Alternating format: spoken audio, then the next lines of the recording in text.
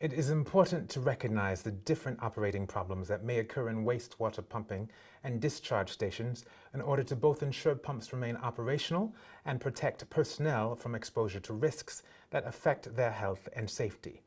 Here we shall discuss the different problems to be aware of, as well as the basic measures that can be implemented to prevent problems from occurring. First, several elements may impact the normal functioning of a station. Firstly, effluent conveyed by the combined and separate wastewater networks often contains suspended solids and solid waste, such as, for example, wipes for disinfection purposes. The screen in the station storage tank inlet normally holds this waste back, but not all the elements can be retained. Foreign bodies that pass through may clog pumps, pipes, and other hydraulic equipment. Screens must, therefore, be regularly cleaned and inspected. Some types of impellers, such as grinder chopper impellers, significantly reduce the risk of the station's equipment from becoming clogged. The operator can identify any malfunctions related to clogging if the station's pump capacity has deteriorated.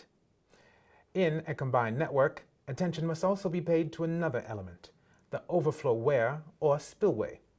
Indeed, this wear must allow excess effluent flowing into the storage tank to overflow during rainfall events. The aim is to avoid effluent from overflowing, which could compromise the site. Therefore, it is necessary to monitor that this overflow wear does not become blocked.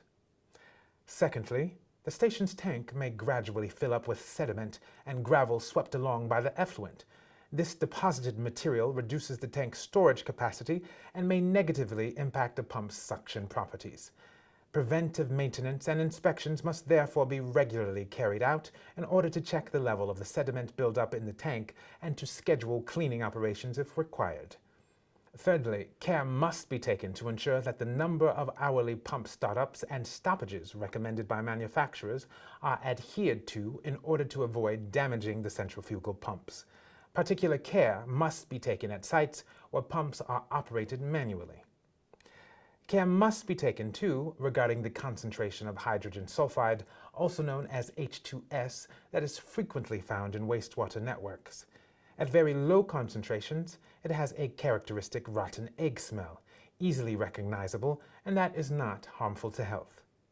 However, the higher its concentration, the greater the effects on human health. At very high concentrations, it can even lead to almost instantaneous death. Furthermore, H2S has a tendency to transform into sulfuric acid when it comes into contact with a surface. This acid causes severe corrosion of concrete and metals present in wastewater treatment equipment. This corrosion may ultimately generate a risk of structural damage in pipes and pumping equipment. Any preventive or remedial work in networks and at a pumping facility must be considered as work carried out in a confined space. The operator, in addition to the usual safety equipment, must also be equipped with a 4-gas detector that continually measures the concentration levels of H2S, oxygen, in carbon monoxide, and explosive gases. Self-contained breathing apparatus. What you need to remember. In order to prevent pumps from malfunctioning, the following is required. Check that the screen is working well so that foreign bodies do not clog the pump and other hydraulic equipment. Monitor sediment buildup in tanks. Comply with the number of startups, stoppages per hour indicated by the manufacturer. Lastly, in order to guarantee the safety of technicians and prevent corrosion, hydrogen sulfide concentration levels must be monitored.